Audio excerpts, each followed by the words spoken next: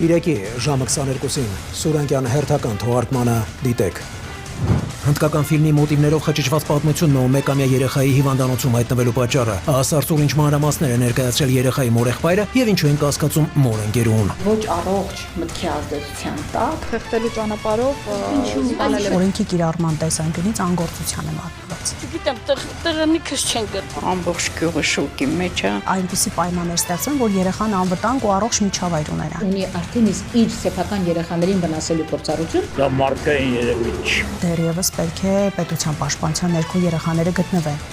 Օնկոլոգիական հիվանդությունների ահագնացող տեմպերն ու աճի հիմնական պատճառները, արդյոք միստ ու կարագը կարող են դառնալ քաղցկեղի առաջացման պատճառ եւ ինչ է արգելում սննդաբանը։ Հիվանդությունը չի հարցնում եւ չի սպասում վարքագծում։ Ինչ են կուտում եւ որքան։ թունաքիմիկատներով հագեցված սննդամթերք Նրանք ի հայտ են գալիս երկարաժամկետ։ այն խմբերը չեն, որում կարելի է կանխարգելել։ Մեր պետությունը պիտի հասկանա, որ Դինամիկ փոփոխությունները ոչ մեկ չի կարող հեքել։ Հոգեկան առողջության նկատմամբ անտարբերությունն ու հոգեբան ներկայացող անձանց հասցված անվերականգնելի վնասը, անվերահսկելիության գինն ու պատկան կառույցների լռությունը։ Կպնել, այսպես ասած, որոշակի կետերի։ Ու մի քանի ամիս հետո իրանք բարդության նկարներն են ուղարկում, վերագնահատում են իրենց հնարավորությունները Եվ այդտեղ այո կան խնդիրներ։ վատագույն դեպքում կորցնում են տեսողությունը։ պետական վերահսկողությունը բացակայում է։ Արդյունքում մենք ունենում ենք բավականին լուրջ առողջության խնդիրներ։